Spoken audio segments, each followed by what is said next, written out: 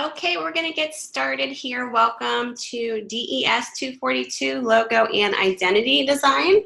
We'll see if anybody rolls in here as we get started here.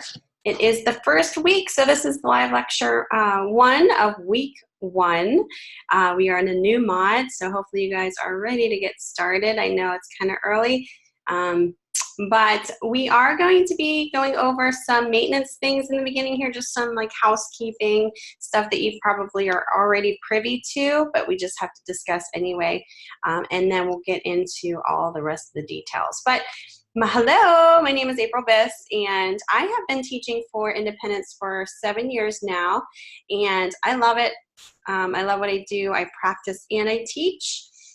You can call me by my first name, April. That's fine. And then introductions, don't forget there's introductions in Canvas. Has a little prompted question in there too. So don't forget to kind of just introduce yourself. Even though you think you may have, if you've had me before, don't feel like, oh, I can't, post an intro. Go ahead and do that because, it's good to kind of refresh my memory of who you are. Maybe you had me a couple mods ago, or maybe even a year ago, or maybe last mod, but go ahead and put your intro in there. You may meet some new people anyway in class. It's always good to kind of network and keep in touch with everybody after class as well. Just a little bit about me. If you have not had me as of yet as an instructor, I am from Pittsburgh, PA, and that's currently where I'm living right now. I have been kind of in other states, though. I lived in Akron, Ohio for about 6 years. After working in the field for about a year. And then I also moved from Akron, Ohio to Tampa, Florida, and I lived there for 7 years. And I came back probably about 5 years ago. I came back to Pittsburgh because all of my family are here. So it's kind of like home here. Although I miss Tampa every day, I probably will go down there eventually. In the long future part of my life, hopefully I will find my way back down there again. It was a beautiful place to live. I have a Bachelor of Science degree in graphic design. I went for 4 years at a private local college called La Roche. Actually, they're called La Roche University now. They just gained their university status. So I went there for 4 years on ground and immediately got my first job after graduation there in my first ad agency here in Pittsburgh. I loved it, loved it, loved it. Great experience. I worked about 10 years in the field. So I've worked at several ad agencies in Pittsburgh and in Ohio, and also worked for publication companies in Florida before I actually decided to go back for my master's. So I worked 10 years in the field, and I started teaching at a local college in Tampa. I don't know why, I just kind of tried it just to see if I'd like it, and I fell in love. It was an on-ground campus, and I taught there for 2 years, and I fell in love. And their accreditation changed to where I had to get my master's, so it kind of all fell in place. And I wanted to go anyway to get my master's. I always thought about it, so that kind of pushed me to do so. So I went to Savannah College of Art and Design, and I like to tell my students that that in this online environment, that yeah, I did that online, just like you guys are doing. I did my graduate studies and got my master's online. So I went to Savannah College of Art and Design while I lived in Tampa. They're based in Savannah, Georgia, so I did it all online.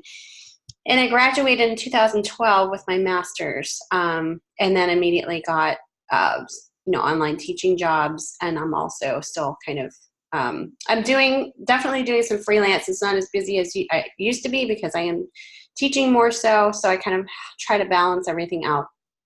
I have about 20 years of experience working in the design industry. I know that's kind of dating myself, but it's good to know because I do have a lot of experience that I'm bringing to you guys from the past and present, future, hopefully.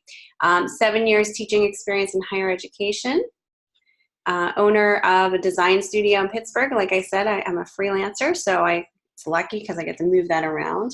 I just finished up a book cover design for an author a few months ago, so that was kind of cool to work on. This is an author that I've worked on before with other publications. I have a daughter. She just turned 5 this past April. Her name's Amelia May, and she is the light of my life. I share custody with her, so in the days that I don't have her, I am with you guys in my office hours, and she will be starting kindergarten the end of this year, which is kind of exciting. We just kind of went the other weekend, this past weekend, for a little test that they had going on, so it was kind of exciting to get a peek at her school. I do have a dog. It's not a Chiweenie though. We actually just had a Chiweenie pass away. If you don't know what a Chiweenie is, he's part wiener dog and Chihuahua. And we had him for 9 years, and he actually just passed away of a heart attack last winter. His name was Santino. It was very sad. It was very sudden. So we actually adopted another dog, and my 5-year-old daughter renamed the legacy of Santino with my new dog, which is a puppy, and he's a wiener dog. So, welcome, Christina. So we had to rename him the same name. So we have 2 Santino dogs, and for the memory of my old dog. If you want to take a look, I'm just going over my bio here, Christina, with everybody. I know you're the only one in here, but for those of you who are listening to the recording, you can definitely check out my Behance work page here, just to see things that I've worked on and that I have experience doing. All right, because we only have Christina, happy to see you again. Yes, great to see you. I'm not talking to myself. And because we don't have too many people in here, why don't you go ahead and type this in your intro post in Canvas? Just let us know maybe what city that you're from, and maybe the city that you're currently living in. You know, obviously go through the prompted questions and tell us a little bit about yourself. And Christine, I know all about you, so you're good. There you go. Yep.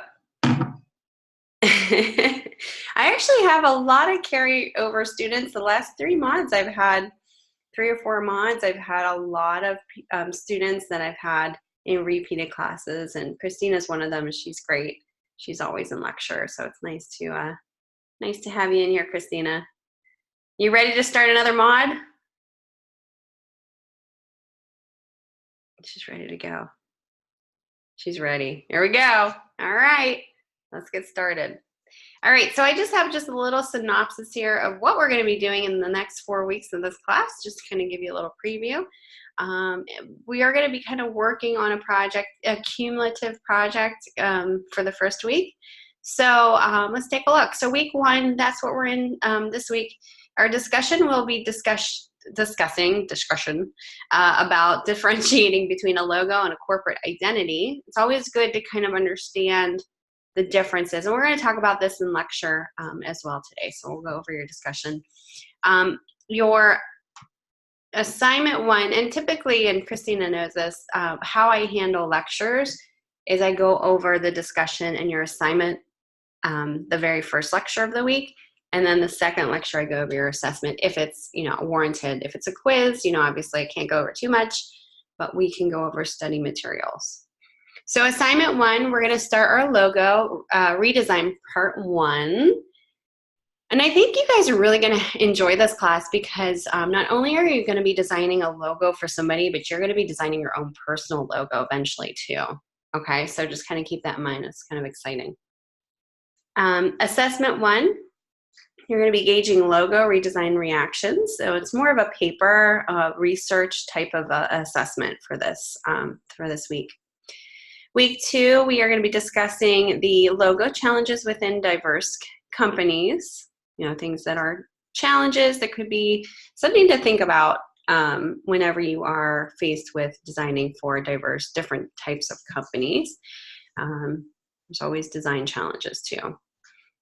Your assignment 2 will be finalizing the logo redesign that you started in week 1. So it's kind of like a 2-part project there.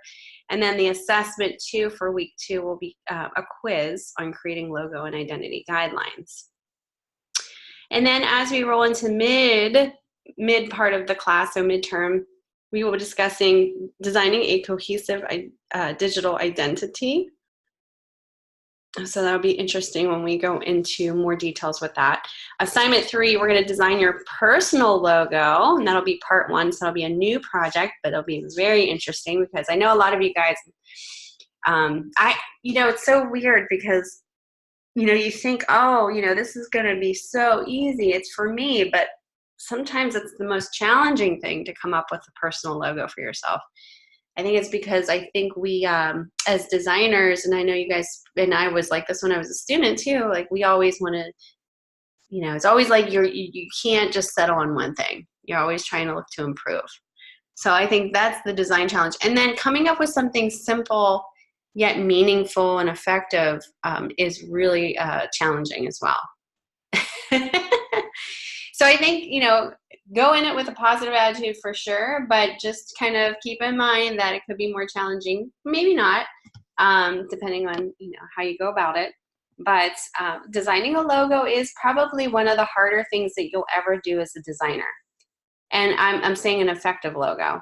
And I always like to tell my students, if you can design an effective logo for somebody, you pretty much made it as a designer, because that's one of the most challenging things. And some of the things, and a lot of clients don't understand that, and that's, they don't understand how much thought process goes into it. But, there is a lot, and you're coming up with a mark, like a face of a company, an icon, and some type of mark to show what the company is all about in one logo. So that's a lot to take in. It can be definitely very challenging. But, if you go through your design process steps, that's kind of what they're there for. That helps you go through and create a more effective and meaningful logo. Okay, so then we go into your final week, which we will be discussing the value of corporate identity. You guys will have a final reflection, just like always, in your career integration quiz about the class. And then you'll be finalizing up your personal logo design part 2. You also have an assessment, which I don't know why I didn't put that in here. The assessment is implementing your professional identity. So in that, I'm just going to go over this here because I didn't put this on the slide.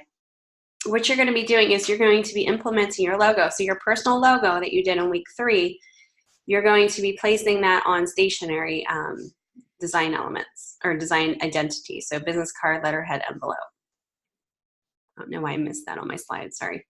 So yeah, there'll be a lot of work to do in week 4, but I think, I think it'll be definitely enjoyable for you guys, hopefully.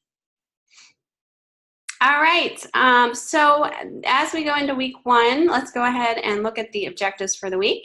So this is what you'll be walking away from hopefully learning in this week.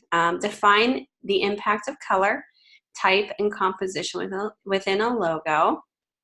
Everything kind of comes together to make it a meaningful and effective logo. And it has to be appropriate. The color has to be appropriate, the typeface, composition, everything like that. Research and define 3 questions to reveal a unique logo and corporate identity strategy. Identify and apply 5 techniques for logo redesign considerations, and analyze the relationship that exists between a logo and a corporate identity.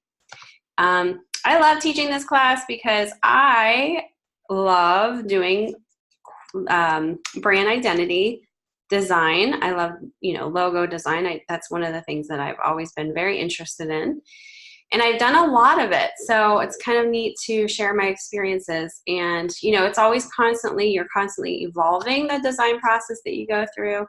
So hopefully I can give that, those strategies to you going forward here. So if you go into week 1 here, this is where I just kind of read the learning objectives, and it kind of talks about what we're going to be doing here with a little video that you can check out. So it's a video about, let's see here. I kind of switched this up here. So when is it time for a logo design? So we're talking about the logo design here, and redesigning a logo, which is kind of an interesting process, if you're not creating it from scratch. There are some steps that you need to take that are a little different than starting a logo that you kind of have to keep in mind. I always like to say, logo redesign, it sometimes, usually, a lot of the times you want to keep the logo looking the same with just a few tweaks. because you don't want to lose your audience that you have. But if there are some cases where you have to do a whole rehaul, right? So it all really depends upon, you know, the actual brand that you're designing for. So go ahead and check out that video there in week 1. And don't forget your daily checkpoints are a chance to, in Canvas here, a chance to do, this is it. I have students always emailing me, how can I get my grade up? How can I get extra credit? Well, this is the daily checkpoints, 5 points every day that you have an option for extra credit. I cannot give you any extra credit beside that. So that's a great way to earn that every day if you're, you know, and also it's great because it's a supplemental resource to what you guys are learning in this class. So definitely don't forget about that. It all adds up in the end. There's a lot of points in the end that kind of accumulates. Yeah, start emailing me that too. I'm just glad my email works. You know what? That was like a crazy thing. Last month I kind of came into a really weird situation where I got locked out of my email, and then everything just got crazy because it was linked to my email, so I didn't have access to my software programs. But after a couple of days of trying to figure it out and making phone calls, I was able to figure it out. And I was able to call the IT help desk in Canvas, and they, you know, walked me through what I needed to do, and that kind of all synced up all of my accounts. So right after I did that last lecture, Christine, I was able to get that figured out. I was calling Microsoft, and you know, because I didn't think that it had anything to do with Canvas, but apparently it had everything to do with Canvas. So it's all good now. I actually have not experienced that at all, and I've been teaching here for about 7 years. So even the gentleman that I talked to was like, "Are you a new instructor?" I said, "No, I've been teaching here for 7 years. This is the first time it's ever happened." So it was something with weird and wonky with my password. Just one of those things. Okay, so, and I know, Christina, you know this, in the live session area here, this is where you'll find the recordings. This is where you'll link up to me for live lectures. Just kind of keep in mind, and this is pretty much the same last mod, so if you had me last mod, this is very similar to our schedule, actually exact schedule. So we'll be meeting, obviously, today and Wednesday for week 1 and week 3. Just know that this shifts every week, which is a little confusing, a little different, but hopefully you guys will remember to look in here if you have any questions about, oh, well, when is it this week? So this week, week 1, we will be meeting Monday and Wednesday. If you are Mountain Time, we're meeting at 9:30. If you're Eastern Time like me, you're 11:30, and this is the same on both days, same time. Week 2, so next week we'll meet, instead of Monday and Wednesday, we'll meet Tuesday and Thursday, same time. So it's a little confusing on the days, but pretty much the times are all set the same. Okay, course information. This is how you find more information about the course, obviously. Library resources are here. Student Success Center if you need extra help. And I also posted an announcement to your learning coach, which is Tara, her schedule and her contact information. Oh, okay, so you only have one class, Christina? This class?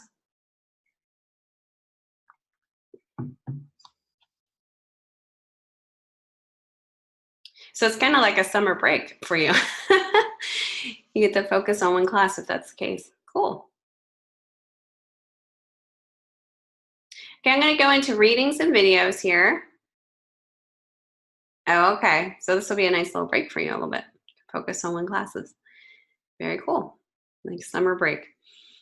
All right, don't forget to your resources in here. I always like to point out, because sometimes we forget, there are required readings in here every week. So here are the required readings for week 1, Foundations of Branding for Designers. It is actually lynda.com videos for this required lynda.com playlist. And this basically goes through your process steps for starting a brand project. Very, very important to check that out. Goes into the different parts of your identity system. And this is all stuff that we're going to be going over, you know, in this class. So it's good to kind of take a look at each of these videos. And these are short, you know, about 2-3 minute long videos. So it's not too bad. Looks like there's a lot in here. Before and after logo design tips and tricks. How not to design a logo. is in there, logo design techniques. So a lot of information in here to check out.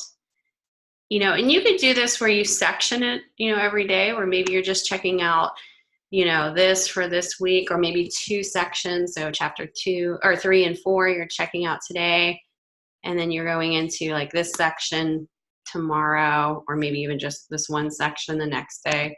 So, you know, kind of based on what your schedule is, you can kind of, you know, work that out and section it off. So it's so overwhelming at first, but if you do it in little steps, I think that's less overwhelming and easier to get through. The help desk, you know, I had to call the help desk, so that's where you get help for anything that you have issues in Canvas. Computer support, you know, obviously if you're having hardware issues, software issues, that's where you would go. Career preparation, that's always in here, just kind of keeping you in mind that, you know, there is an end part of this, and, you know, kind of always kind of keep that in mind when you're designing for your portfolio. We want to keep revising so that we're not stuck at the end in your portfolio class revising a whole bunch of projects and not having the time to really put into it. So here is my, again, just a little bit about me, my email address, telephone number, Skype, and just a little bit about me if you want to check that out.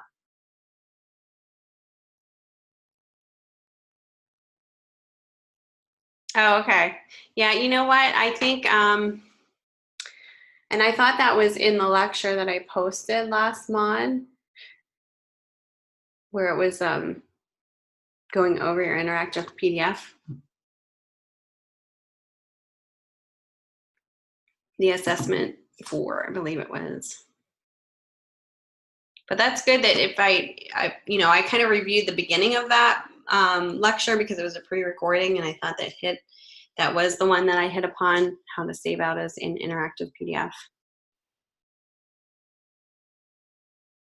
Yeah, it was just so crazy the last mod. I really, I was kind of a little, I didn't know what to do. I was locked out of my email. My programs wouldn't open. It was kind of crazy. Yeah, yes. Problem solving is key, especially as an online student, because this is almost like you're self-driven. So if you have questions, don't just stop. You know, a lot of students, I noticed that the problem solving isn't quite there. So it's good that you work that out, and I apologize for not, you know, having that in there. I thought I did. All right, so hopefully we won't have any issues in this class here. Like I said, I really love teaching this class. This is one of my favorites. So hopefully I can give to you guys, you know, a lot of information and experience that I've had in my career to you guys in this class. All right, let's go back to our slides here.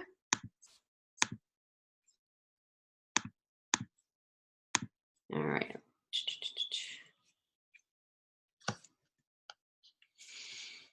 All right, so what's on the agenda? We kind of went over introductions and an overview.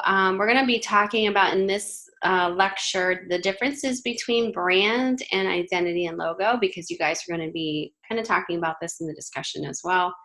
And you have to know the differences between that too. Sometimes we just think the logo is the brand, but it isn't. You know, there's a distinction there. So we're going to talk about what makes a logo work, and then common logo mistakes. Some of this will be common sense, but some of it you might not have thought about. We're also going to do an overview of the logo design process, kind of how to start your process steps. We're going to go over your discussion 1 and then your assignment 1. If we don't get to everything with your assignment 1, we will go over the rest in the next lecture, which will be on Wednesday. The art gallery on the website. They call themselves the Met. What are you talking about? I'm a little confused.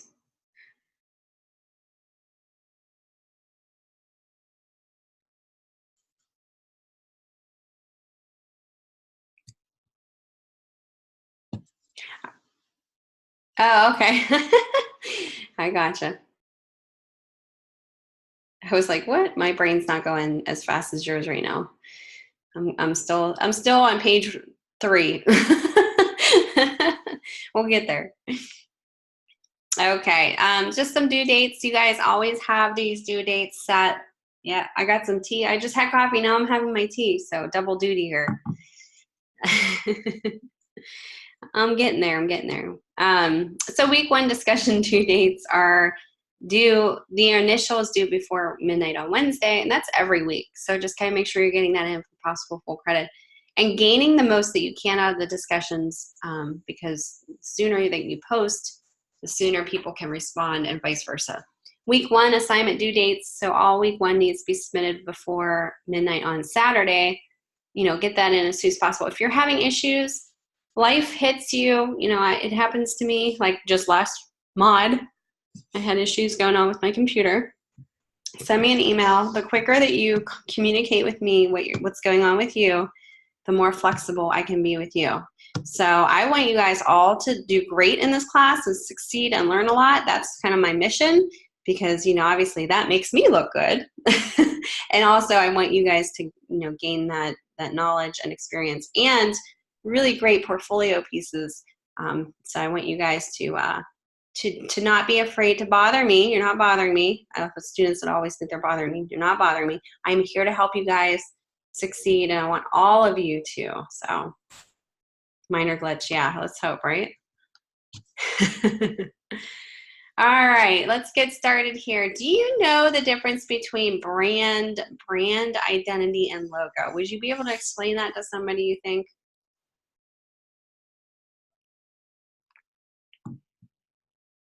Okay, what would you think brand would be? Just kind of in your own words. Doesn't have to be all, you know, professional in wording.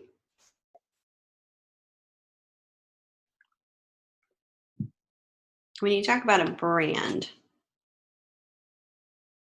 think about how you would explain this to somebody if you're talking about the differences between 3 of these things.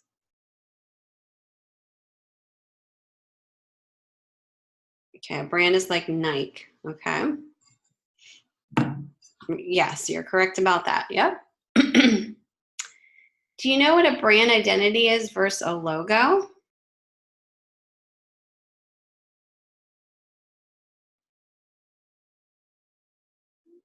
Okay, good guess, good guess. All right, so good thing we're talking about this. So let's clarify the differences between all 3 of these. Good try, good try. So what is a brand?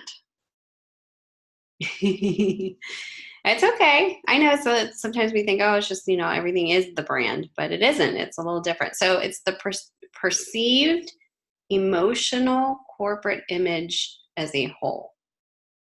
So think of like Apple, okay? Apple's a really big, universally known brand, right?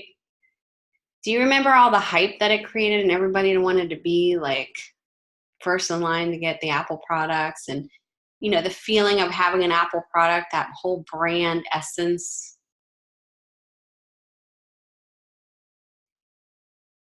So you have, you know, you want to be a part of something. That is what brand is. So it's the perceived emotional corporate image as a whole. It's more of an emotional thing that has all of these elements coming together. So it's a perceived emotional corporate image as a whole. So it's not just the logo. It's not just the brand identities, which are 2 separate. They all go together, but they're not the same thing. So what brands do you buy that you know, say maybe you bought a brand that your family bought into, and it's something that you trust and you've always had. Like, for instance, my mom, I remember this. This is, my mom used to, or she still does actually. Did you ever hear of Olay? It used to be called Oil of Olay whenever I was younger. She used to wear that lotion, like face lotion. And I remember the bottle and the smell of it, and just brings back all these memories. And to this day, I actually buy that brand all the time for my face lotion. I trust it. It's something my mom used. Do you have any brands that you could say that you use that are similar to that experience?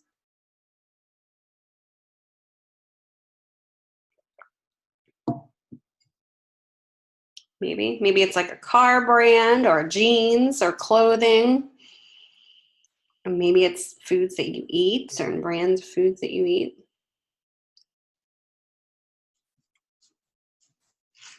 But think about the brands that you buy. Why do you buy them? There's different reasons, obviously. It could be something that you trust. Maybe it's money, budget related. Hills Farms food I trust, okay. So it's funny when you walk into a store and you have a million different options and you go for the certain brand all the time. Think about why you do that. What brands do you buy and why is it? What makes you trust that brand? And that's what companies want to do. They want to pull you in. They want you to be a loyal customer and advocator of their brand. So they want to keep you. They want to have you, be a trusted, loyal consumer of their product or their service. So we talked about a brand. What is an identity? What's a brand identity? Those are the visual aspects that form part of the overall brand.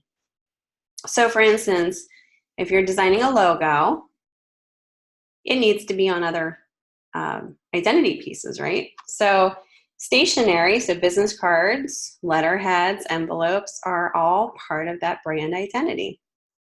It doesn't have to be just stationery. It can be flyers, it could be advertisements. So that's what a brand identity is. They're visual aspects that form part of the overall brand. The identity or image of a company is made up of many visual devices, not just stationery like we talked about. A logo is included in that. So brand identity, a logo is part of that. And that's the symbol of the entire brand and identity and brand. Stationery, so letterhead, business cards, we just talked about that. Marketing collateral, so flyers, brochures, books, websites can all be a part of the brand identity. Products and packaging, so products sold and the packaging in which they come in. It could be apparel, so tangible clothing items that are worn by employees. Think about like Target. There's employees that wear Target shirts, for example. Signage, interior and exterior design is all part of brand identity. Messages and actions, so indirect or direct modes of communication, that could be through radio, it could be through an advertisement on TV, other communication, audio, smell, touch. There's other ways to create brand identity. So anything visual that represents the business is an identity, brand identity. What is a logo? So we talked about brand identity. Now we're going to talk about a logo. A logo identifies a business in its simplest form via the use of a mark or an icon. So it's kind of like the face behind the brand, and it's part of the brand identity, if that makes sense. So we were just talking about the differences between those three. And in the book, the Logo Design Workstation book, this is how they define it: a distinctive symbol of a company, object, publication, person, service, or idea. So this is kind of a nice little summing up of what each of these are, and we just talked about. So you have brand, which is the perceived emotional corporate image as a whole. It's kind of what the emotional part of the brand, the whole, what is that brand all about? Like, what is the essence of that brand? The identity are the visual aspects that form part of the overall brand, the stationery, the logo, any type of, pieces that go into it with the logo on it. And then the logo is identifies a business in its simplest form via the use of a mark or an icon. It's part of the brand identity and also the brand itself. So they go hand in hand, but they are definitely three different things, and it's kind of good to know the differences between them. Why is a brand important? Here's a little quote here by Scott M. He says, on average day, consumers are exposed to 6,000 advertisements, and each year to more than 25,000 new products.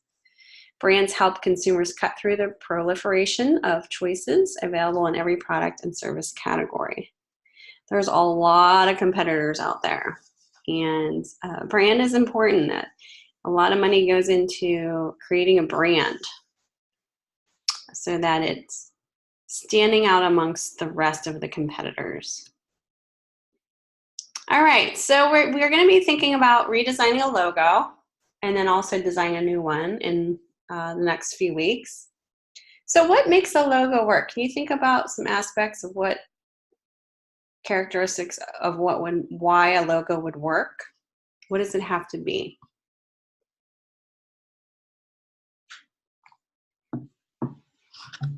There's 5 characteristics that I'm thinking about. Can you think of one?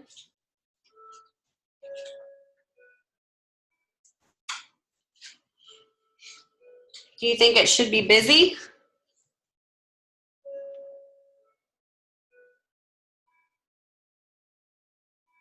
Simple, right? That's one of them. Good. So it has to be simple. Can you think of any other characteristics of what would make a logo work?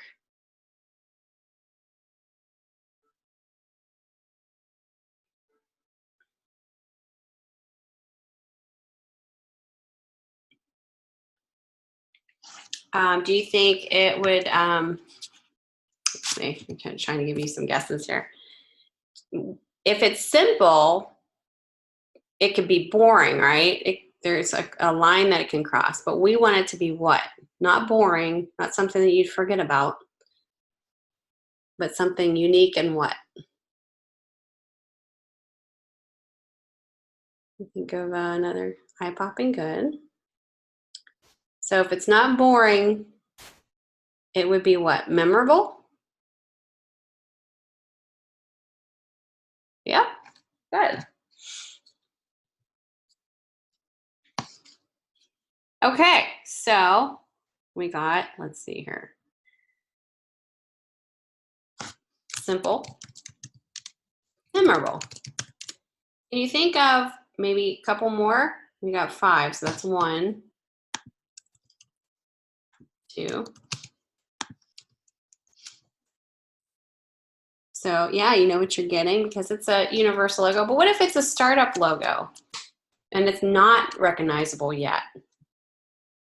Can you think of how it would be? What would make that logo work? So simple, memorable. What about, do you think you could design a logo that, what if it didn't fit on a lot of different applications? Like what if it was too oddly shaped? That wouldn't work. Or maybe it had a gradient in it that doesn't work on certain textures or materials. So a logo has to be versatile, right? And that's kind of what that talks about. It has to be versatile. It has to work on dark backgrounds. It has to work on light backgrounds. It has to be a shape that's going to be able to be downsized and blown up in a way that still is readable. It has to be applied to, like, think about all the things that logos are on. It's not just paper. It's not just seeing on a screen. It could be burned into wood. It could be etched into glass. It could be also etched into metal. So it has to be versatile. You have to make sure it's able to be, yep, it has to be able to be a work in different ways, more than just print and web. What about, let's think about another one. What if it doesn't have, what else can you think of another thing that would make a logo work? What if, trying to give you some guesses here. Think about parts of the logo, like fonts, color. If you don't have the right color or fonts, then what happens? You could have the name and it's a nice shape, but what if the color's not quite right? So it has to be appropriate, right? That's one of the characteristics of what makes a logo work. The font has to work for the brand and target audience. It has to be appropriate. The colors have to be correct, right? Everything like that. Okay. And the last one, I'll just give this to you because it's a little hard. Timeless. Think about and all the girls will know this, the women in this class, the classic black dress, timeless black dress in your closet that hopefully doesn't age. You've had it for 20 plus years and it still looks timeless. And that's kind of what you want your logo to be. You know, obviously the logo eventually will evolve, and it has to be versatile enough to evolve, because, you know, throughout time there might be cases where it needs to be freshened up a little bit, but it has to have a timelessness about it so that you're not changing it up too much. You don't want to lose, you know, you don't want to lose out on your target audience that knows that brand by heart. You know, you don't want to change it up too much. So simple, memorable, versatile, appropriate, oh, and timeless. Let's see here. Let me clear this. So 5 principles of effective logo design: simple, memorable, timeless, versatile, and appropriate. Kind of out of order here, but you get the idea. These are the things I'm going to be cross-checking whenever I'm evaluating your logo work. So you might want to check these off your list. Cross-check these while you're designing so that you're hitting upon all 5 of these principles, okay? That's something I will definitely be looking at. Okay, now part of the process, everybody has a process, hopefully. You guys do this every time you have a project. The logo process is part of that design process where we have to do, you know, our research. We have to get the information. You guys are getting the information right now, so that's kind of part of the brief. Then you do your research. Then you start doing your brainstorming. And then you start reflecting, do revisions, presentation, delivery. This is a visual, and it's a linear visual of the design process. But design process doesn't have to be linear. You can always go back. Say, for instance, if you started this project out, you got the brief, you started researching, and then you started doing the brainstorming, and you couldn't quite get any great ideas, you might have to go back to research. So your design process isn't linear, and it's always different than maybe somebody else's process. But these are the steps that you should be taking when going forward with your logo design process. And typically when you start any process, it's always good to conduct, say, a questionnaire or interview your client to get the design brief kind of in place. So in your design brief, you don't necessarily have to have a design brief every time you have a project, but it's good to have something kind of written. So a project summary of some sort may be given to you, or you might kind of, you know, create this project summary. In this, you'll have your target audience, who that is. If you don't know who it is, obviously that would be part of the questionnaire or interview with the client that you would gather that information. What are the goals of the project? You know, what's to be expected? Okay, good. So most of you guys may have gone through some of these design steps. Good. The tone and guidelines, requirements, communication plan, schedule, budget, and then if you have any sponsors or stakeholders. Good. So this is all part of the process. You guys should be, you know, getting this information this week, conducting your research, you know, who are the competitors, checking all of that out, getting inspiration, checking out logo designs that have been successful and current styles and trends that may be related to the design brief. So just kind of seeing what's out there, seeing what works, being inspired by what you see. Once you go through those steps, you'll be going into your thumbnails.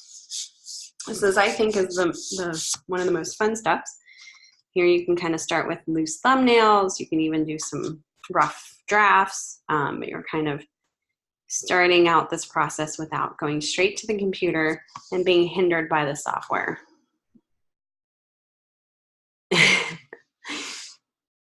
Well, you know, I have a lot of students, and I just kind of hit upon what I'm evaluating. So, you have a lot of process design process work on there, I'm guessing, right?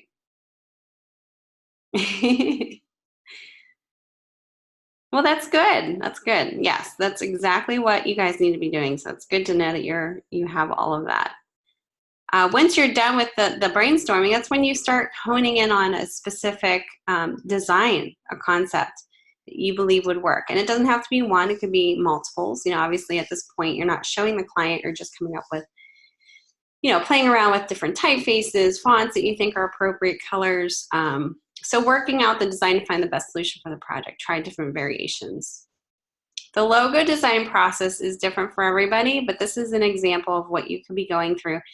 You're not showing the client at this point. This is just for you, kind of playing around with the shape, the typeface, the font, the orientation, everything kind of just playing around with, you know, the fonts and colors that you know will work, just kind of orienting it and just experimenting at this point. So you could have a whole bunch. Look at these, kind of have the color variations. Some are black and white, testing it out, different typefaces, different color, but basically looks very similar, just kind of playing around with fonts that are very appropriate for this client, just different types of fonts. And then you get feedback. You know, maybe in this case, you're getting feedback from your fellow peers or people that you work with if you're in the industry before you actually talk to the client and get that feedback to hone in on some things that you think are the strongest.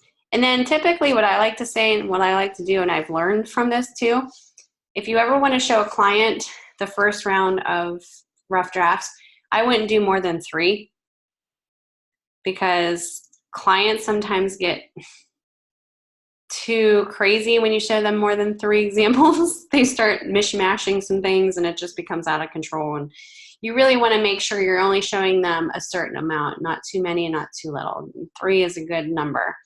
So typically I show my client 3 different examples. And you know, with these examples, the first one will usually be the one I think is safe, the one I think will work for the client. The second one is a mix, so something a little different, something a little safe. And then the third one's maybe a kind of out of the box idea. And I say that with not just the logo design, but, you know, ads or anything like that. That's kind of what I stick to. But so then you get feedback once you present to them, and then you present it to the client. So again, select a few logos to the client or a whole selection presenting only the best is recommended, so you don't confuse or complicate the process. And then the application, take the next steps in establishing the identity, work the details involved with its application to remain consistent, establish a standards manual or booklet. Now it all depends. It's a great to say, oh yeah, establish a standards manual or booklet, but not every client has the budget for that.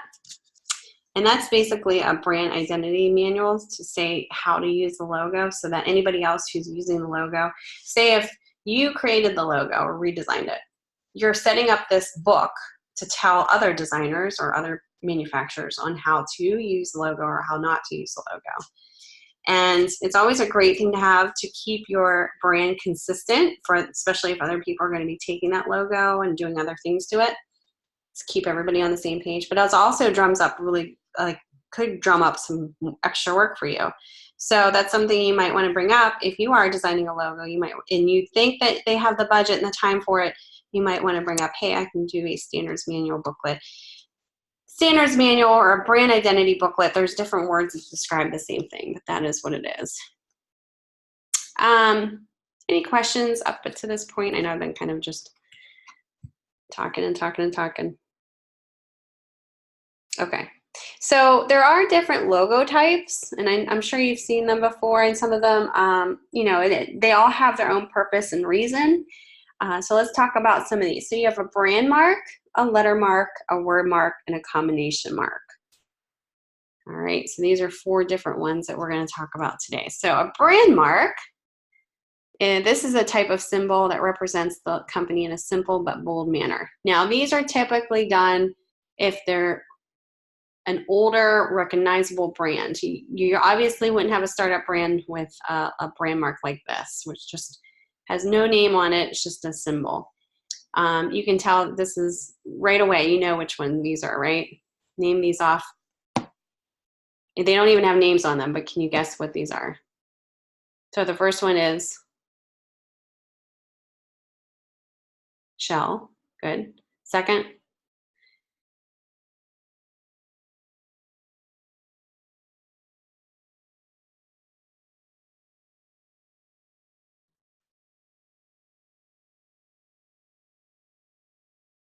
Mercedes. Yep.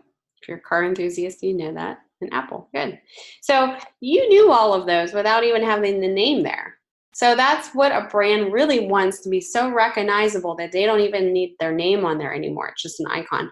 And it's recognizable universally. But not every brand is going to start out that way. And they didn't either. They've had upgrades and evolution of their brand throughout time that got into this point. This is what a brand mark is. A letter mark are exclusively typographic. So I'm sure you've seen this. IBM is basically the name. GE,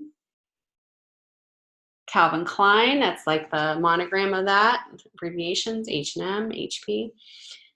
So these are exclusively typographic.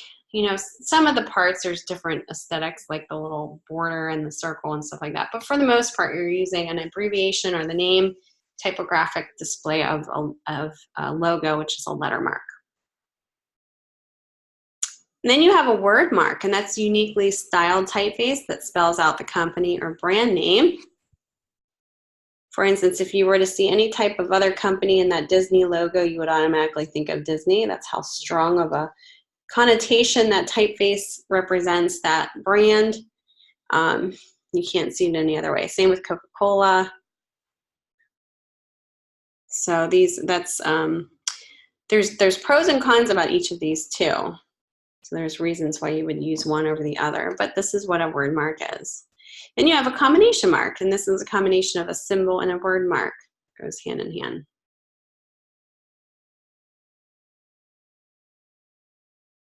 All right. Let's talk about the common logo design mistakes. So we're not making that, okay? We know kind of what works. We talked about what makes an effective logo. Let's take a look at some things to kind of steer clear of. So what's going on here that you think is a no-no on a lot of these? There's probably more than one thing that's a no-no, so don't feel free to just type out whatever you see.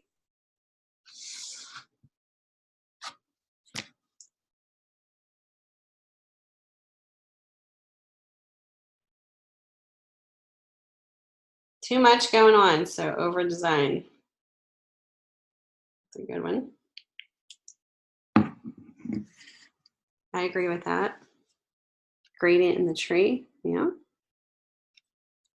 Yeah, so there's probably more than one, but I'm going to point out one for each one of these. So don't think that you're wrong, because that's totally right what you just wrote there. But a lot of these are too common too. You know, look at the cliche tree doctor.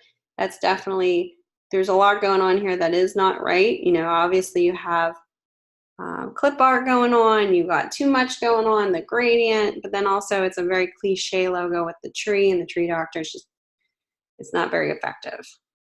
A lot of the global, like universal global medical type symbols, more techie, show that globe with the sphere. So that's kind of a too common of a logo as well. What about these? What's going on here that makes them not as effective?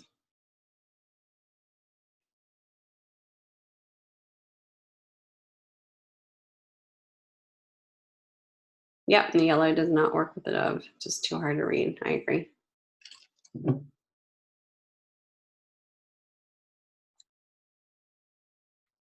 They all look alike, right? Yep. So sometimes, and it says too trendy, and what that means is there was once a time that this was a trend with the swooshes, and anytime you looked up, say, medical logos or even the little pictograms there, they're very common, just too trendy, you know, almost like they maybe have worked at one point, but now everybody's doing it. So it's overdone. Good. What about these? What's not working here on these logos?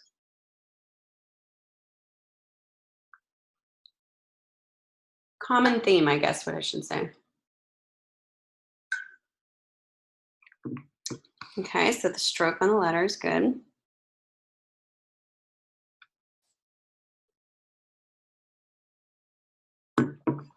I guess the common theme is it's too complex. There's a lot going on here, right? A lot of elements going on.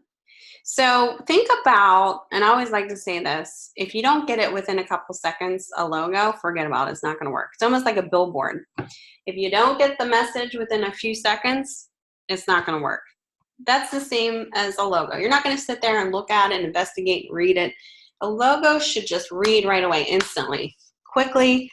You have no time to really investigate what's going on there. It's just too much going on, too many words, too many elements. So it's just too complex. What about these? What's going on here that you would say, that's not quite working?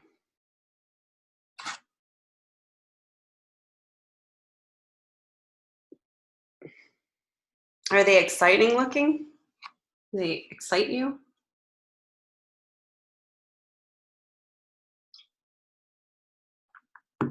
No.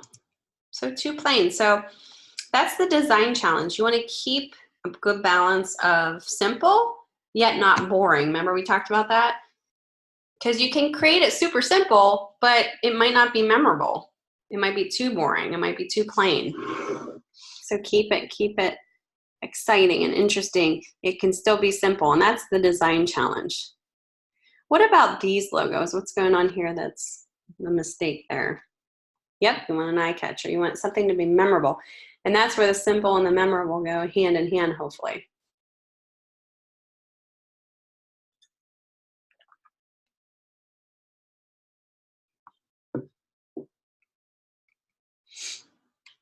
What's the no-no here?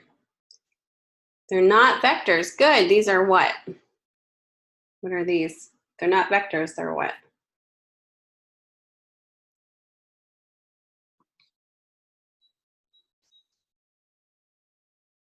They're raster based. Yep. Good. Yeah. So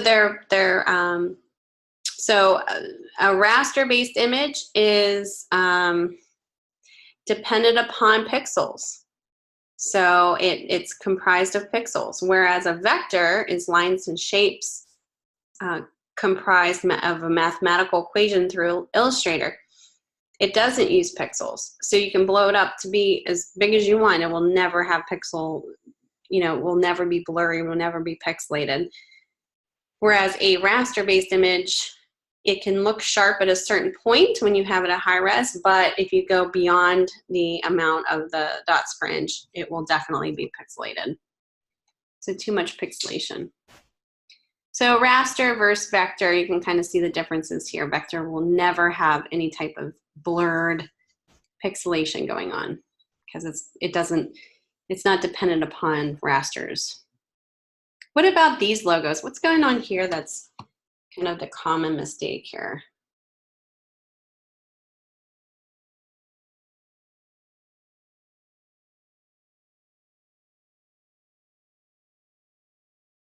Not scalable.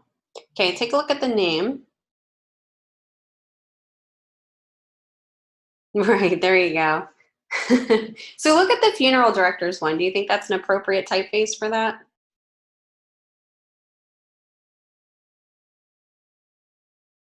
Right, so it's not good. So too, looks fun and girly and happy, and it's a funeral brand. What about Big Al's Harley Davidson Riding Club? That's kind of funny, right? Looks very, very dainty and elegant. And then Ralph and Joe's ceramic tile and masonry looks all cracked and cattywampus. That's the last thing that you want to have whenever you're going for that. And then the bad hairs, I don't even know what that says. Bad hairs, something. Yeah. If you were going to like a hair place, you probably would avoid that place. Price Waterhouse Coopers, just really hard to read and not very appropriate for the brand. Biker's dress. Is there a biker's dress? I'm interested in this. Oh, okay. I was gonna say, am I missing something? That's funny. Yeah, so this is what I'm saying with appropriate typefaces. It has to be appropriate. Not only the font, but the color. So, think about these things. So poor typography is the issue here. Oh, the Writing Club logo, gotcha. What about these? Like these are showing the bigger ones, like the bigger scale logo, and then at the bottom it's showing them very small. Can you read those, the smaller ones? No. So this is a good way to test out whether your logo is versatile. And I always like to tell my students, if you create a logo and you're really starting to hone in on a concept, Make it 50% smaller. Make it really small, at least an inch. Print it out. Does it work? Can you still read it? If you can't, you might need to do some changes.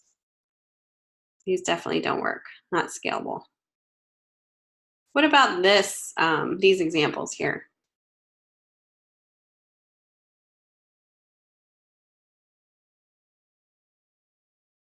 What's not working? What's the common theme here?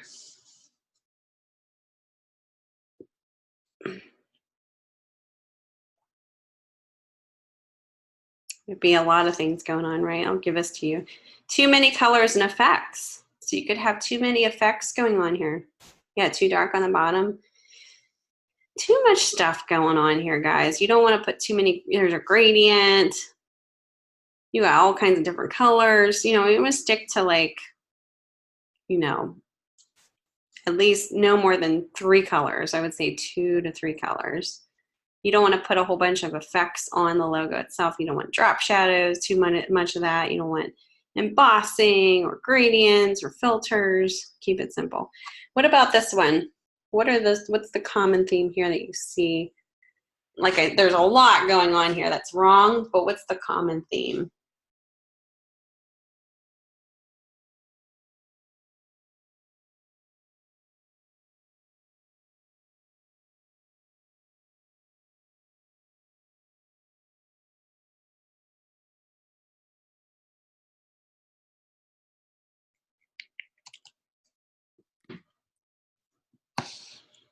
Let me give this to you. Amateurish. You have a lot of the clip art in there. You have like shapes that don't quite make sense. You can tell it's amateurish. You're using gradients. There's a whole bunch of stuff going on here that makes it not work. It's amateurish. Clip art doesn't work because clip art's so accessible to everybody that it instantly becomes not memorable because anybody can use it and see it. You know, making sure that the colors work. No, you know, not too many filters, or the type's not over an image that's hard to see, a raster-based image. Amateurish. Kind of a made-up word there, right? Amateur. It's a little bit more amateur-ish. So yeah, so I mean, yep, hard to read. You're right. And colors there's a lot going on there. It's not right. Clip art. So thinking about everything that we just went over, we talked about the differences between brand identity, and logo. We talked about what makes a logo work. So simple, memorable, versatile, timeless, and appropriate. We looked at logo mistakes, what not to do. And we also looked at the process of logo design, creating a logo. Do you have any questions about any of that? Okay. All right. I'm going to just go forward here into our discussion. And don't forget to, you have the intro post, not just the discussion this week. So let's go ahead and look at our discussion and let me know if you have any questions. So again, this kind of covers the difference between logo and corporate identity. We kind of discussed the differences here between logo and your other brand identity words here, but go ahead and read through the differences between logo and corporate identity. And go right to the prompt here. So for this discussion, imagine you have been hired to first create a logo for a new ice cream shop. At your first meeting, the owners told you their favorite colors were pink and orange, and they really like wacky and wild designs. The owners are looking forward to working with you, but are not really sure what information you need from them to best complete your design work. This is a pretty typical scenario. In approaching this task, what other pieces of information might you need from them to help you develop their logo? What questions would you ask to access that information? Once you have a strong direction for the logo, what sort of things would you need to consider to create a cohesive look and feel throughout the dishes, bags, signage, and postcard advertisements? For your citation, you might use articles that show examples of the logo and corporate identity design process. You can also find articles from experts that suggest what questions to ask clients when developing a logo. Don't forget to hit upon all of your reply requirements and your post requirements. Now, we kind of talked about a little bit of this in the beginning process, but think about what types of information you will need from them. What would you ask if you're sitting down with them or if you're on the phone with them? What would you ask? You know, what would be an example of that? Can you think of a question that you would ask to gather some information? And I know I'm picking on you, Christina, because you're the only one in here right now. But you like it, right?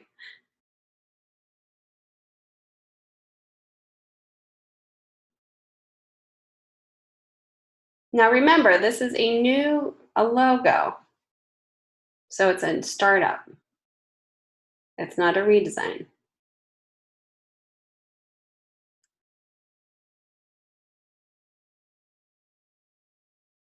What they would want to get across, what their brand, their overall brand essence, right? What they want to be, the overall brand. Maybe you would ask them what their mission statement is, right? Or if they don't have one, write one out for you. That mission statement will help you not only as a designer to come up with something, and it will help you with your design process, but it will also help them kind of focus too on knowing the direction that they want to go in. Okay, good. And bring other colors ideas they may want to use. What about if you ask them who their competitors are and what makes them different? Yep, colors are definitely a huge part of it. Yep. What if you ask them if they were to go outside of the favorite colors? Well, would that be something that they would do? You know, outside of the pink and orange, would they be willing to see other possible color schemes if appropriate?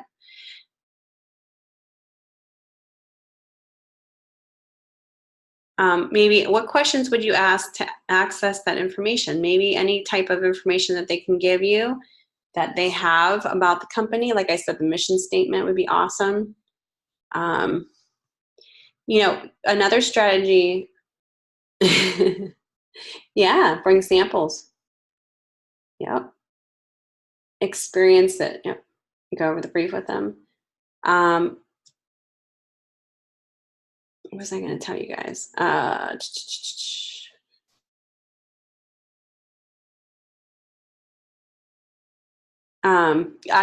this is what I was going to say. I forgot.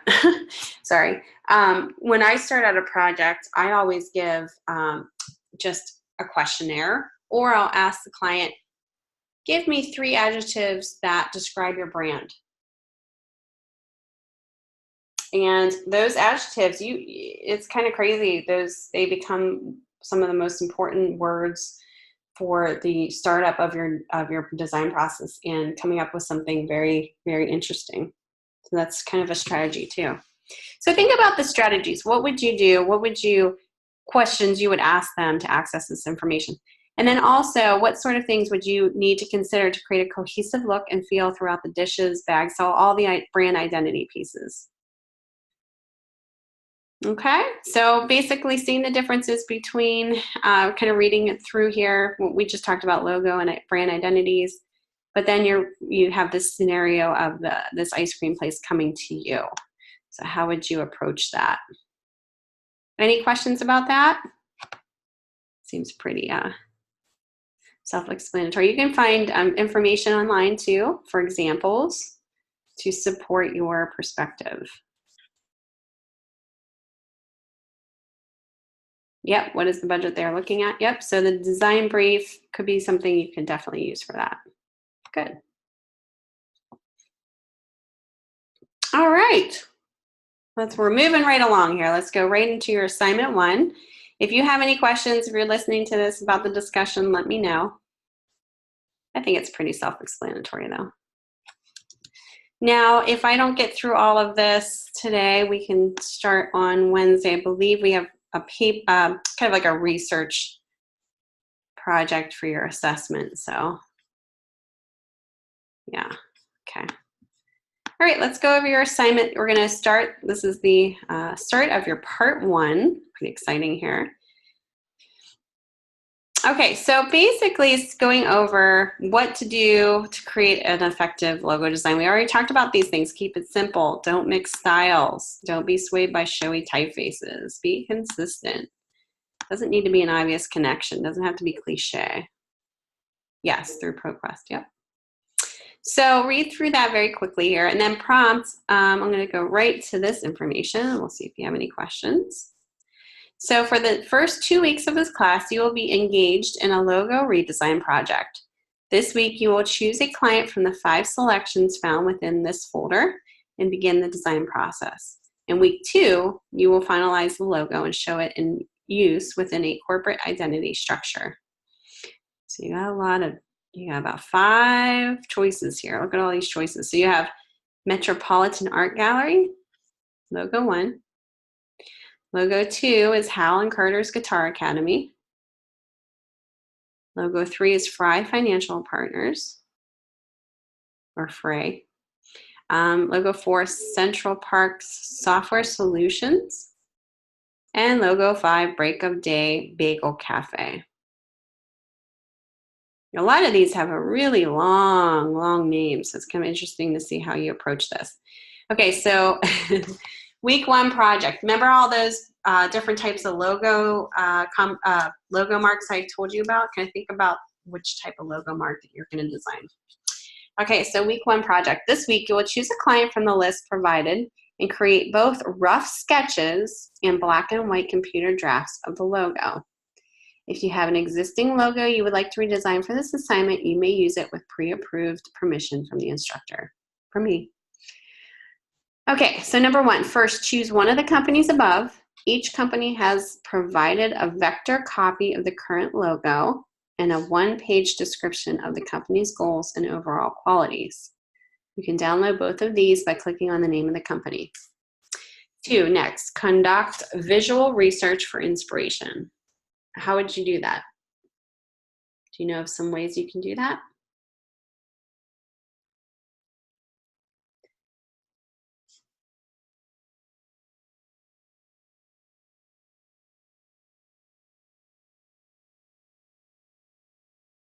Maybe through like a Pinterest search or Google image search, or even if it's not online, you could be looking at competitors around you, like in the actual real world.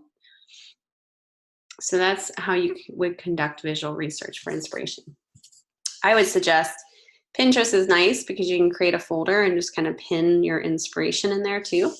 And you can create that folder and you can name it, for the specific class if you want.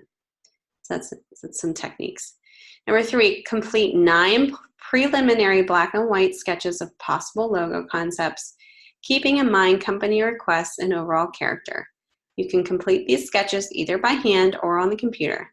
If you complete the sketches by hand, you will need to scan them or take a photo of them for assignment submission. Once you have completed your 9 sketches, choose 3 of the most promising directions and create a further refined black and white version of each of these logos on the computer. When you have completed all parts of the assignment, create a multi-page PDF that includes the following. So number 1, minimum of 9 sketches in black and white, showing a wide variety of exploration of the redesign. 3, redefined best logo directions from your sketches in black and white. Number 3, include the original logo and presenting the 3 refined black and white logos. And number 4, list the company's keywords as found in the company document. Name your file as such and submit for grading. Okay, any questions about that? No. Okay, so I guess the challenge here is picking, one of the first challenges is picking one that kind of pops out to you. Do you see any that are more interesting to you than others?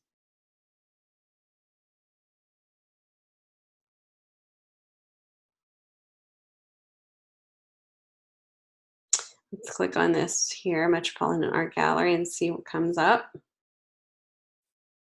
A few of them, okay. Let me open up the, I don't think I have my software open up here. Hold on one second.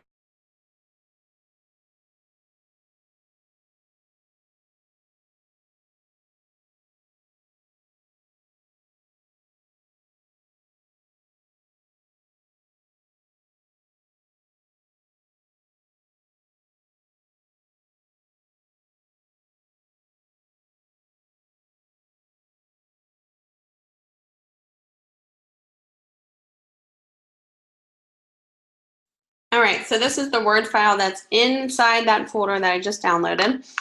And it gives you a company overview, the name of it. And it says the Metropolitan Art Gallery is a community art space located in Denver, Colorado. So it gives you where it's at, what it is. They host a variety of weekly art classes for people of all ages. In addition, they have a large gallery space where they feature rotating exhibits of work created by contemporary artists from all over Colorado. They're looking for a new logo that can be used across all of promotional materials and signage, as well as on a line of art supplies, and they sell at the gallery. Their color requests they are fairly open on colors, but would like the overall scheme to be bright, vibrant, and generally active and energetic. So there you go. There's some adjectives there to help you. Keywords: community focused. And again, there's some more adjectives: friendly, inclusive, process-oriented, positive, upbeat, artistic, unique, creative, and high energy. And then in that same file folder is the Illustrator original logo here. So what do you get from this right now? What is working, maybe what's not working? Can you kind of critique this? It's kind of what you want to do when you look at these two.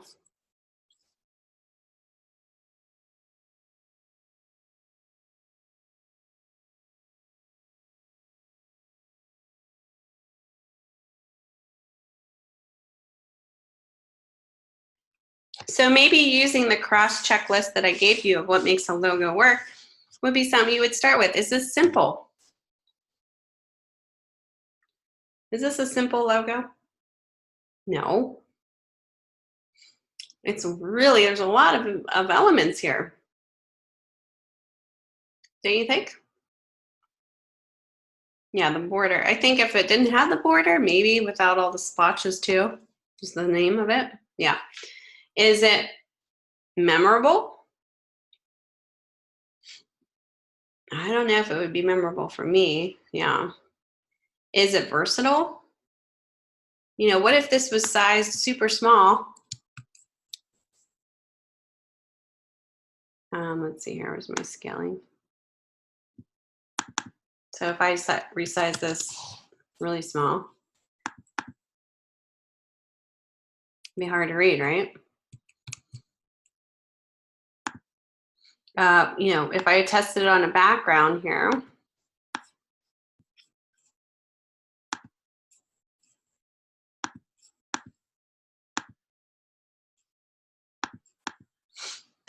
actually doesn't work too bad on a black background because the white in the background. So versatility would be hard because anytime it gets smaller than what it is, it would be hard to read. And it has a lot of elements in here that would make it a little harder to reproduce, like the drop shadow, for instance. That's not a good thing when you're applying it to certain applications. What about it being appropriate? Do you think that the elements are appropriate for this logo? Color, typeface, overall style.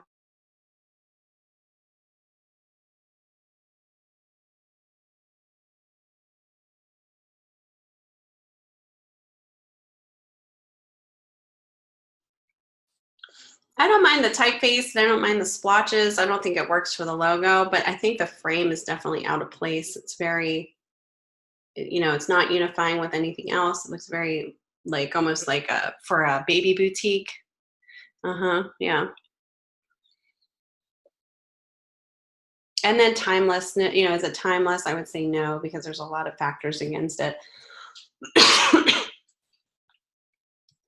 So think about that when you're opening each of these up, you know, what's going on here? Is it, you know, simple?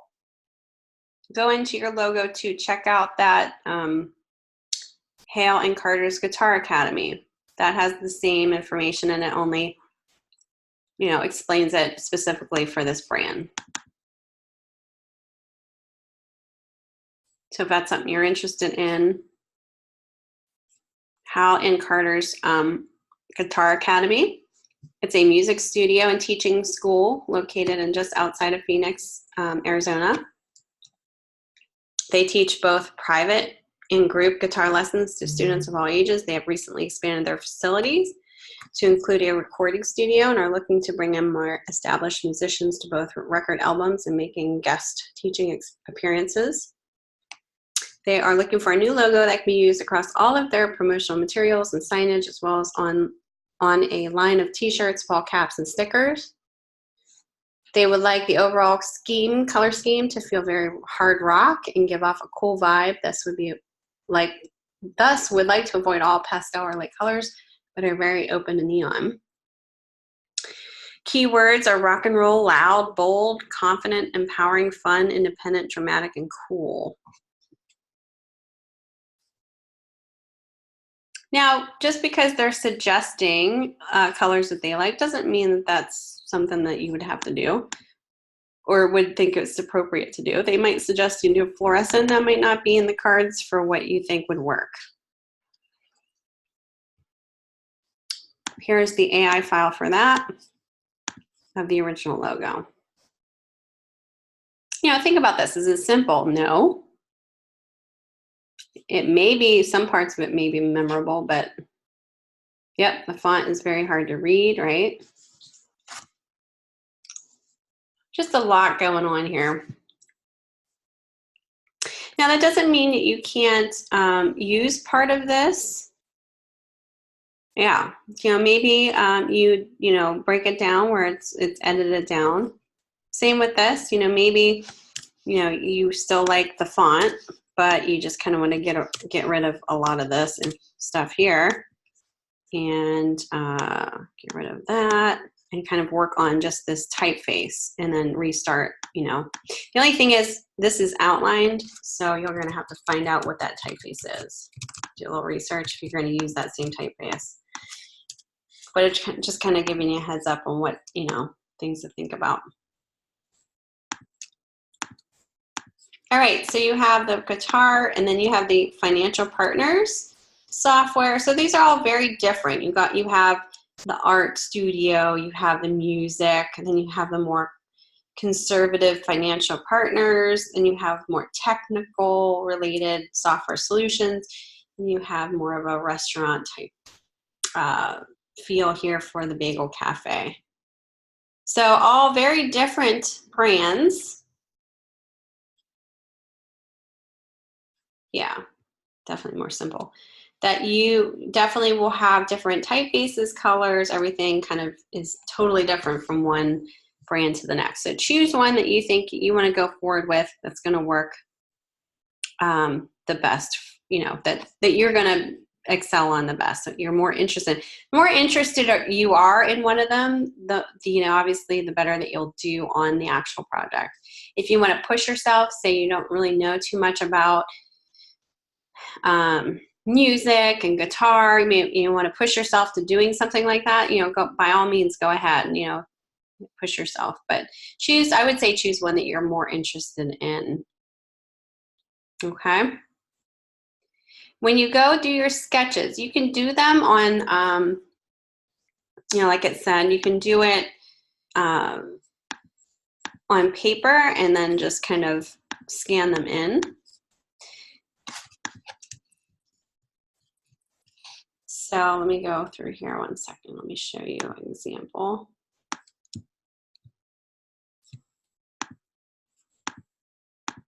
There's some examples here of some logo sketches that you can definitely, you know, do ahead of time. There you go. Still brainstorming. Yeah, so you might want to start kind of researching, you know, competitors first before deciding on if you're kind of wishy-washy between one or the other. But this is kind of, you know, some of these are tighter sketches than others, but you can start working on maybe a mark, you know, an icon, But, you know, coming up with some sketches is always good. You know, something can be very simple like that.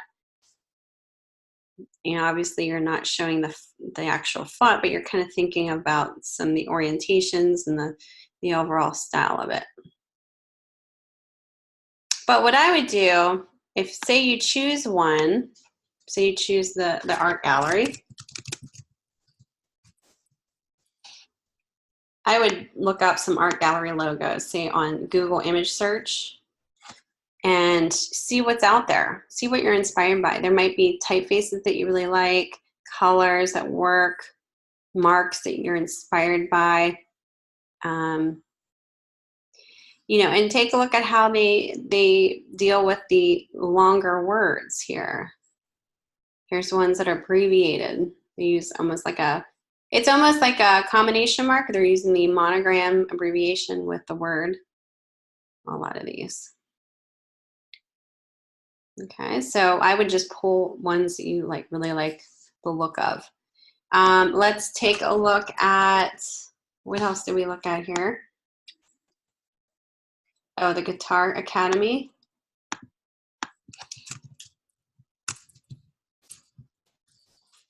And you can also do a Pinterest search too. But here's a Guitar Academy logo search. See what works.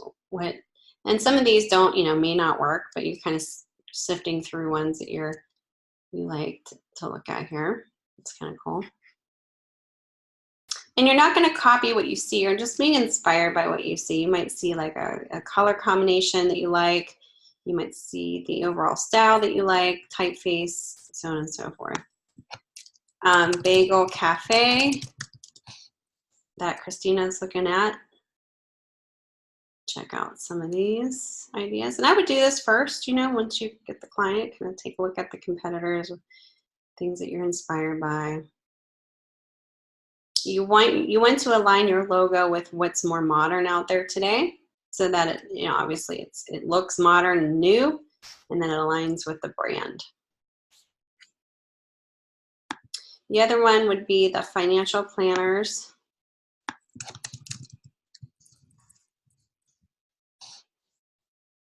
You know, they're more corporate, more conservative looking, but, you know, check out how these are versus all the other ones too.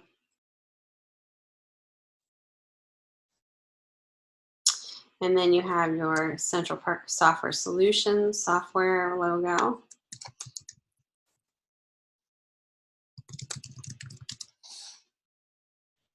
Software business logo. See how they have the swoopies here we just talked about. Okay, so don't do that, because that's, see how the swashes are very widely used. If you see a lot of that kind of happening, you want to make sure you don't do the same thing, because it's overdone.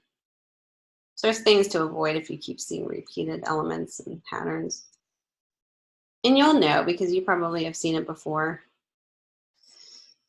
And then the last one, we did the Bagel Cafe. I think that's it. Pinterest is always a good resource too. I don't know if I'm logged in here. Pinterest is great, because if you have, and it's free. I'll have to log in. Hold on one second. Like I said, you can make your own folder for this class, and then pin all of anything that you're inspired by. You can actually put it in a folder specifically for this class. Let me do here.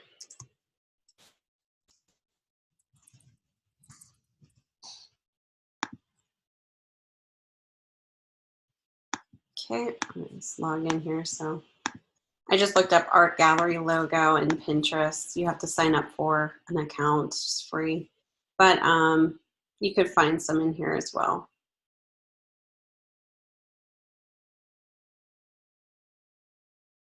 So, you know, let's say you find one that you kind of like the look of, you can save it, and you can create your own board. You know, obviously, like I said, whoops, and name it. There's tattoos. Name it, you know, this class, and then save it to that board to go back to. All right. Once you do that, you know, read through that information given to you. I think what I'm going to do is probably the art gallery just for demo, just to, since I already started that.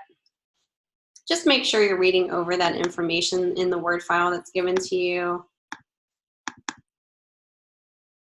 And if you want to start, if you don't want to do the sketches, you can, by hand, you can do so in Illustrator. Just do some rough drafts too. Let's do a file new. And I'm just going to do like 8.5.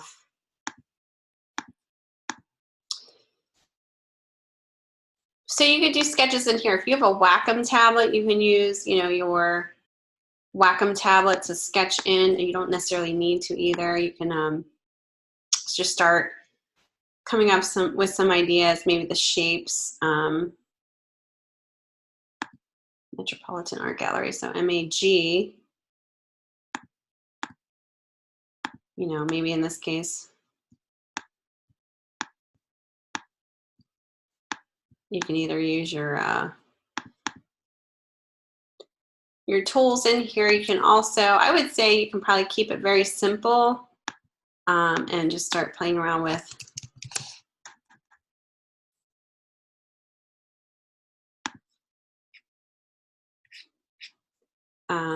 you know, your simple tools in Illustrator. I guess like the key is to kind of not get pigeonholed into, you know, the tools in here first, you know, being hindered by the software. But there are ways that you can kind of rough draft this too without getting too overly complicated. But you have to do 9 sketches. So, you know, maybe you have space in here that you're dividing this up. It's completely up to you on how you want to handle this. You can just keep the white space to kind of divide it up. Or if you want more of a definitive, like a defining element, you can put your line tool in there, which, where's my, I'm just going to do like a, let's do, here's my rules.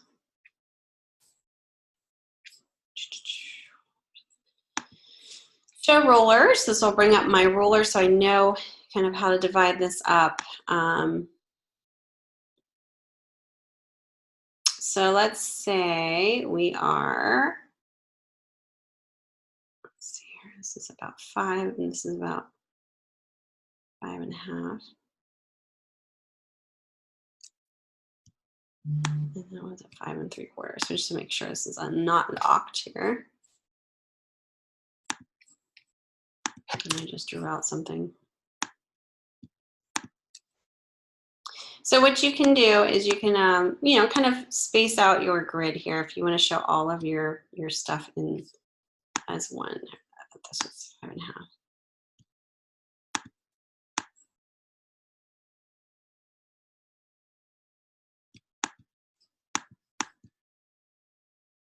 Okay.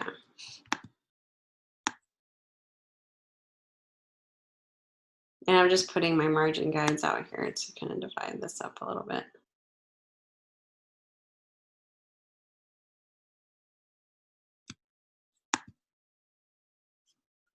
So this is showing 8 squares.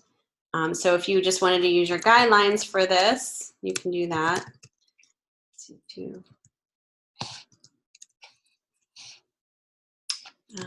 Assignment 1.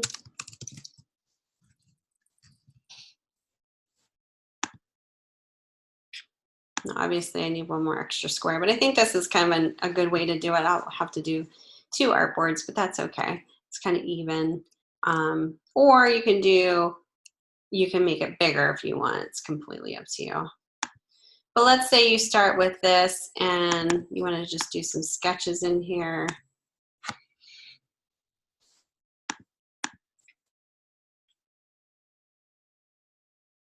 Yeah, I know. I don't understand that either. But let's say, you know, maybe you're thinking about a circular one, a circular type of a logo for this first one.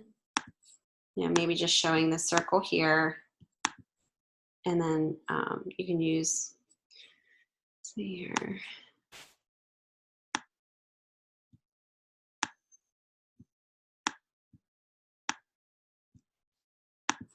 No, I'm not using, I don't have a Wacom tablet. So say if you're using a Wacom tablet, you can definitely, say if you wanted just like a cursive type of a look, a scripty look, that would be good to do. Just something very simple like that. And then you could have the name here and then maybe have like a spot for the type there. That would be the tagline. So maybe in this instance, this would be something that just kind of keep it simple.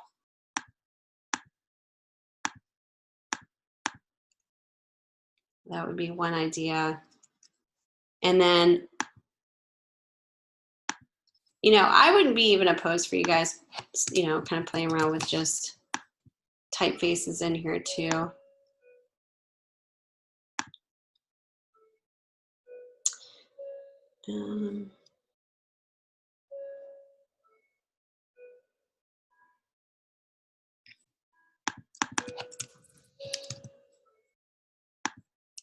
Let's use this thin one. You know, maybe you're playing with this and then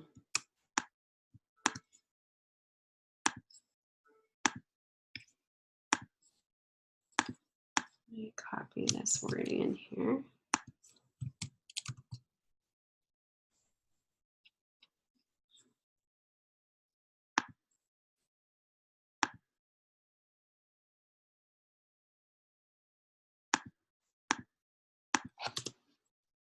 Playing around with just like different parts of this. So see what you can come up with. If you're doing it on a computer, obviously it's a little different than doing sketches. You got a little bit more offered to you with tools and stuff like that. But, you know, like it's stated in there, you have that option to do that. So it's completely up to you. But I would keep it, you know, keep it simple. Try different things out. Play around with it.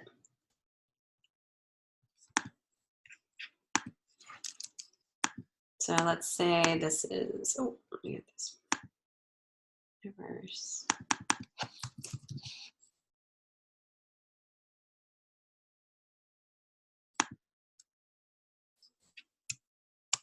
It was a little hard to read, I think, before. So play around with it. And then what I would say too, don't forget to test it out.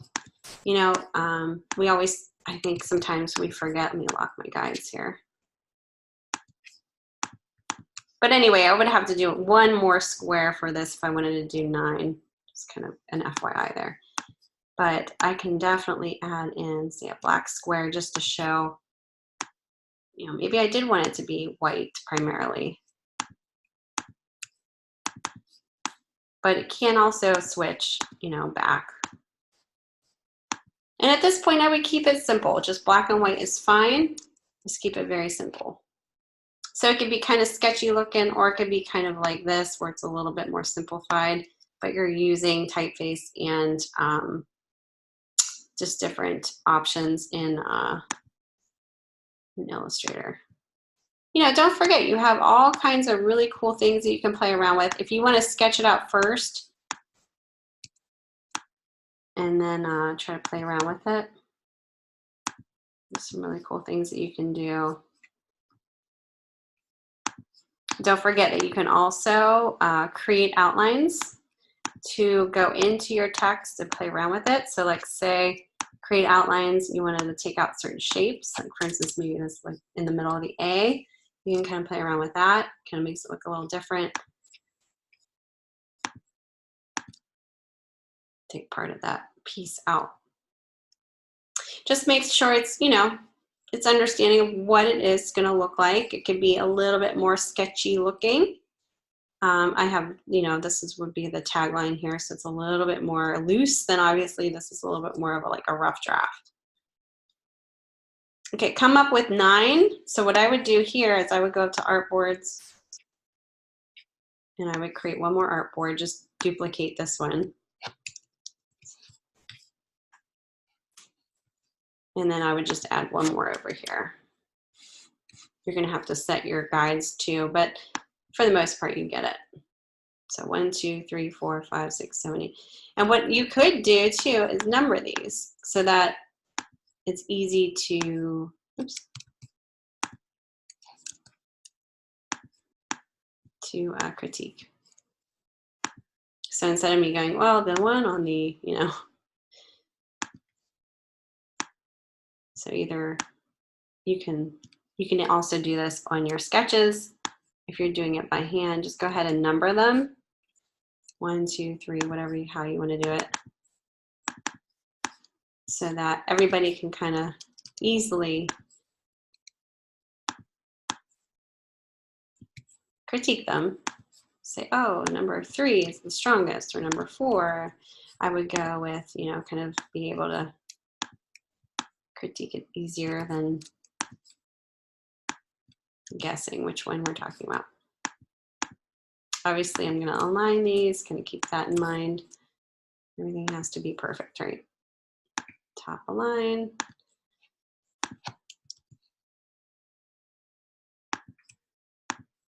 Now what I'm just going to do is just do an alt drag and copy. Oh, not that. Copy this down.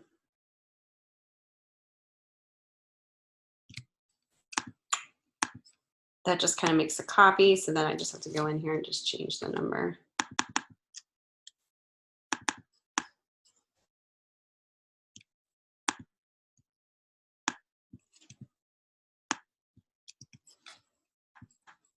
And then this would be number 9. Does that make sense? 9's all by itself. Now it doesn't have to be laid out this way. You can make this bigger than 8.5 by 11 and then kind of fit it all in one presentation.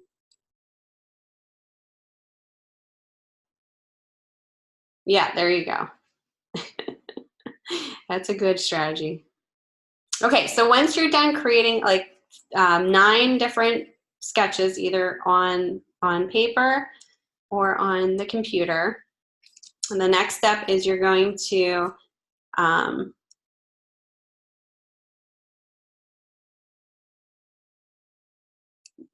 you're going to choose 3 of the most promising directions. So you're going to look at all of them and say, okay, I think the 3 are the most strongest ones, have most potential, and you're going to create a further refined black and white version of each of these logos.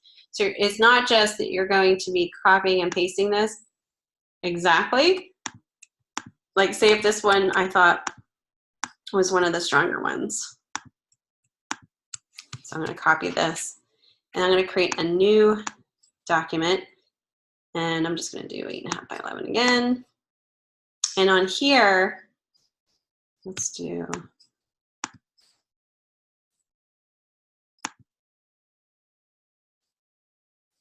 let's see here, our boards. I'm trying to think if I should do, I'm trying to see what size I should do. I guess it could be landscape. So you'll be kind of doing 3, you're going to pull 3 of different ones that you think have the most potential. So these all 3 of these will be different, not the same. I'm just copying these in here just so it's easy to show you what this would look like. On my alignments, there we go. There we go. Center it on the page, make it look nice, and then update this. Update it for each of one of these. So let's say I like this exact this logo here, but maybe I want to make some changes to it. Maybe making this a little smaller, making this a little bit bigger.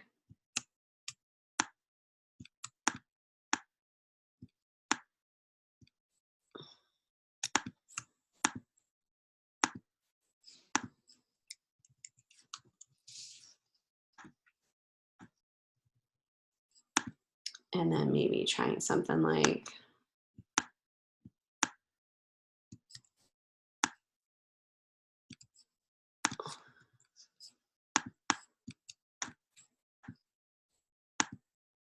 oops.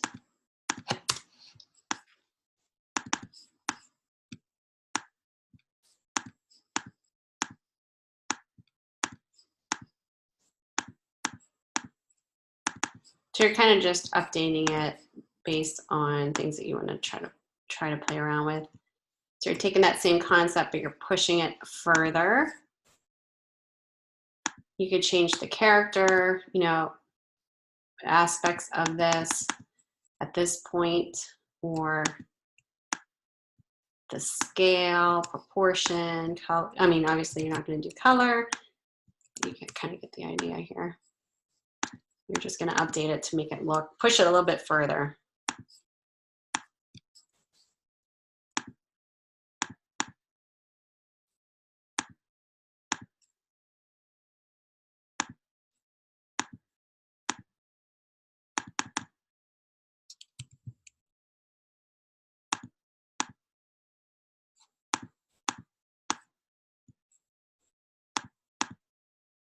I know you probably hear my crazy button work here. Hitting on my keyboard, right? All right, so, you know, playing around with that, seeing what you can do. You guys were making fun of me the last time about how it sounds like I'm pounding on my keyboard, so I apologize if that's the case. Mad typing. But just kind of update it. Make it look, you know, kind of play around with it a little bit more, things that you can try and play around with that might push it to the next level. Try different things, okay? This one would be a totally different concept, but it would be based on one of your sketches that you think, another sketch that you think would be most promising. Same thing with this one. You know, they don't have to have borders or anything like that. I'm just showing you what kind of the 3 spots here. You can just have visual white space kind of, you know, dividing them up. You don't have to have any squares. And I say sometimes it's good to not have a border around it because it almost becomes part of the logo. I would say, you know, if you can just kind of avoid that. I'm just showing you where the other 2 concepts would be, and they would be completely separate than this one. So you have 3 separate concepts that you're going to be choosing from your 9 to improve upon and then place in here. So I shouldn't see the same exact logo here as here, okay? It should be updated. Does that make sense?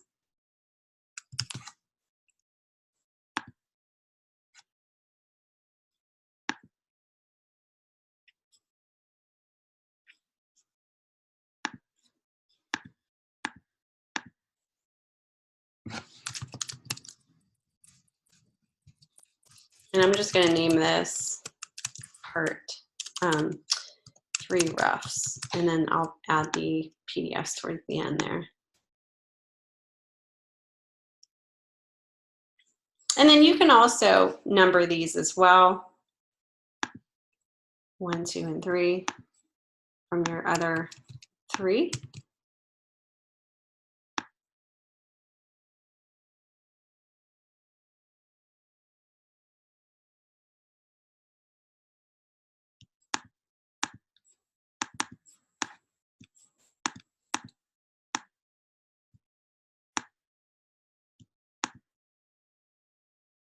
Oh yeah, you're right. That was somebody else. Your husband picking on me. That's okay. I've heard that before, other people's presentations, and I've thought about that too. Okay, so, you know, these spaces would have the other 2. Save this out. And then once you're done with the 2 separate files, or you can do it all together. You don't have to put it in 2 separate files. I just ended up doing it because I don't know why. I think I was going to do it a different size, but then I ended up not. But save it out as a PDF. So you would do your save as, and then just save it out as a PDF. And that's what you would upload. So just make sure if you do 2 separate files that you're combining those PDFs together so that you'll have your 9 and then your 3 final. Any questions about that?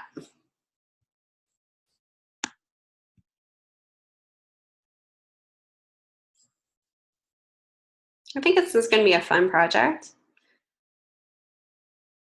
I think you guys are going to have a lot of fun with this, as long as you pick one that you think you're most interested in. And don't forget, yep, just black and white.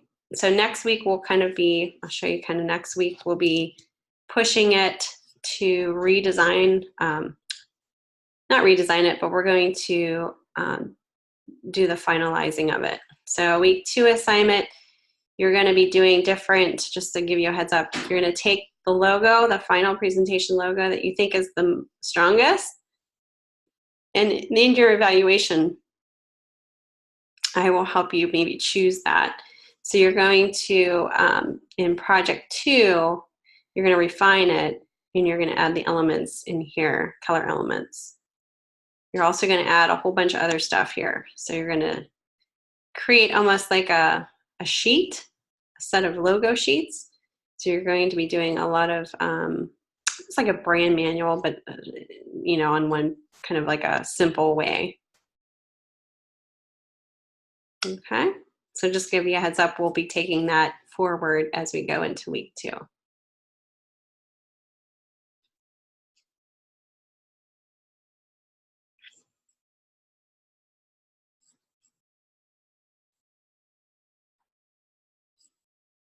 All right, so we will be actually meeting up again on Wednesday this week. So I will go over just kind of a review of what I went over. I'll try to get some more ideas, kind of, you know, showing you the final project for assignment 1 that I would have, you know, submitted. If you want to bring any type of work that you're working on Wednesday to kind of get some second or a second eye feedback, critique session, I can open it up during that time so I can give you some more feedback.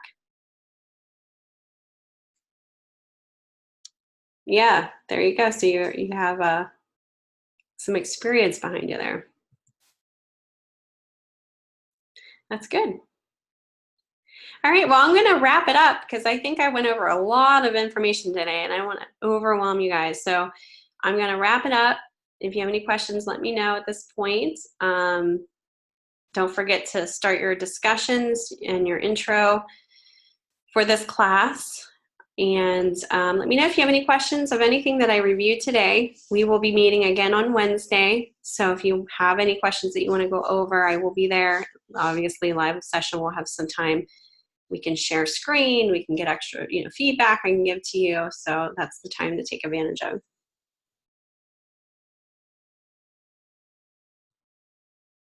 Yeah. What ended up happening with that, Christina? Good. That's awesome. So it ended up working out for you there. Yay, good job. See, you were all worried. It all works out. Good. Well, you are a good student and you should, you know, obviously you put the hard work into it. We, you know, as instructors, we can tell the students that are putting their all into it. So that all kind of comes together when we also give you the feedback and in your evaluations. It all plays a part. There you go. Yeah. And I've had, there's a few far between of those of you who do a little bit more work than is asked. But you know what? That's awesome to see that because at least I know that you're motivated. And you are very similar to how I was whenever I was in school. Sometimes I just couldn't stop. But that's good. That makes me know that you're excited and you're putting your all into it. And it's not that everybody has to do it because, you know, obviously that's not the case. People have to go, you know, do extra work. But if you feel it, go for it, you know? Yep, there you go. But you don't have to be pro. See, that's, you know, it's good to kind of try to not be fearful of being imperfect. You know, learn from mistakes because that's how you learn and grow too. I know it's easier said than done, for sure. All right. Well, thank you, Christina, for coming in today, and thank you guys for listening. I am going to wrap it up here, and hopefully we'll be seeing you on the boards and possibly in lecture on Wednesday. All right. Enjoy the rest of your day, and I'll be talking to you soon. Yes. Thank you. I am too. That was a relief. All right, guys, have a great one.